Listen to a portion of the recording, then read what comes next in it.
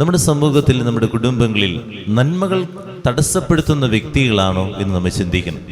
സ്നേഹം ഒഴുകുന്നത് നമ്മൾ തടസ്സപ്പെടുത്താറുണ്ട്. പത്രോസിന്റെ അരികിലെ, ശിഷ്യന്മാരുടെ അരികിലെ യേശു തൻ്റെ ജീവിതത്തെക്കുറിച്ച് പറയാം, പീഡാനുഭവത്തെക്കുറിച്ച് പറയാം. അപ്പോൾ അവനെ മാറ്റി നിർത്തിക്കൊണ്ട് പത്രോസ് തടസ്സം പറയാൻ തുടങ്ങിയ. അപ്പോൾ പത്രോസിനെ വിളിക്കുന്നൊരു സാത്താനെ, നിന്റെ ചിന്ത ദൈവികമല്ല മാനുഷികമാണെന്ന് പറയുന്നു. ഇതുപോലെ നമ്മളും നമ്മുടെ കുടുംബത്തിൽ നല്ല കാര്യങ്ങൾ ചിലത് വരുമ്പോൾ തടസ്സം പറയുന്നവരാണ്. എല്ലാത്തിനും തടസ്സമായിരിക്കും. എന്തെങ്കിലും ഒരു കാര്യം നല്ലത് പറയുന്നു തുടങ്ങുമ്പോഴേക്കും നമ്മൾ അതിൻ്റെ നെഗറ്റീവ്സാണ് ആദ്യം പറയുക. അതെങ്ങനെയെങ്കിലും ഇല്ലാതാക്കാൻ വേണ്ടിയാണ് നമ്മൾ നോക്കുക. അങ്ങനത്തെ ഒരു വ്യക്തിയാണോ ഞാനെന്ന് ചിന്തിക്കുക.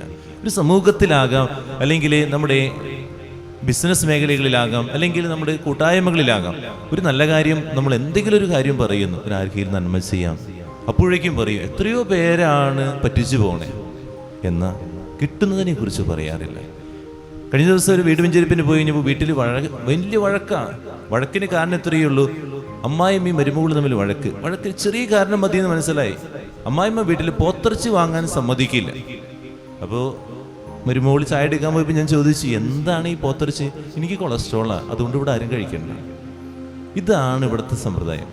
ജീവിച്ചിരുന്ന കാലഘട്ടം ഈ 50 വർഷം പോത്തിറച്ചി കഴിച്ച് ജീവിച്ചാണ് ഈ അമ്മായിമ്മ. ഇപ്പോൾ ആൾക്ക് കഴിക്കാൻ പറ്റില്ല എന്ന് പറഞ്ഞു കഴിഞ്ഞപ്പോൾ ബാക്കി ആരും കഴിക്കാൻ പാടില്ല. ഇതാണ് കാര്യം.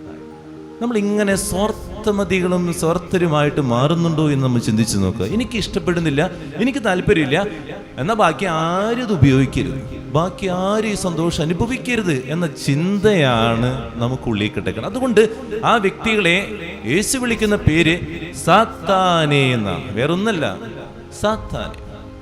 നമ്മൾ ആ സമൂഹത്തിൽ സാത്താനായിട്ട് മാറുന്നു. ചിന്തിച്ച് നോക്കുക, ഞാൻ സാത്താനാണ്. ചില നന്മകൾ പറയുമ്പോൾ, ചില സമൂഹത്തിൻ്റെ വളർച്ചയ്ക്ക് ചില കാര്യങ്ങൾ അധികാരികൾ പറയുമ്പോൾ ഞാൻ സാത്താനായിട്ട് മാറുന്നുണ്ടോ? പ്രാർത്ഥിക്കാം, ധ്യാനിക്കാം.